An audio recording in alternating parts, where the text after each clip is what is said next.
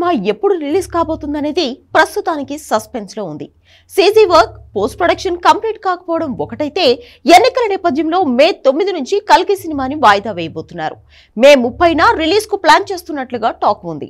త్వరలోనే ఈ విషయంలో క్లారిటీ రానుందని అంటున్నారు. ఇదిలా ఉంటే ఈ సినిమాకు సంబంధించిన న్యూస్ ఒకటి సోషల్ మీడియాలో వైరల్ గా మారింది. దర్శకుడు నాగ్ అశ్విన్ ఈ సినిమా థియేటర్ లో రిలీజ్ కి ముందే అసలు కథ చెప్పబోతున్నాడట. ఈ మేరకు ఒక యానిమేషన్ వీడియో రూపొందించే ప్లాన్ లో ఉన్నాడట.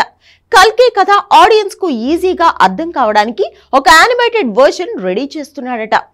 అసలు కల్కి 2898 AD అంటే ఏంటి, ఎలా ఉండబోతుంది, సినిమాలో ఉన్న క్యారెక్టర్స్ కల్కి వరల్డ్ ఈజీగా కనెక్ట్ అయ్యేలా ఈ యానిమేటెడ్ వీడియోని అందుబాటులోకి తీసుకురానున్నారట. అంటే కల్కి పాత్రలు, కల్కి ప్రపంచంపై ముందే జనాలకు ఓ అవగాహన వచ్చేలా ప్లాన్ చేస్తున్నారన్నమాట. ఈ వీడియోని ఓటీటీలో విడుదల చేయాలనుకుంటున్నారట. ఇప్పటికే ఈ దశగా ప్రముఖ ఓటీటీ సంస్థ నెట్ఫ్లిక్స్ తో డీల్ జరిగిందని సమాచారం.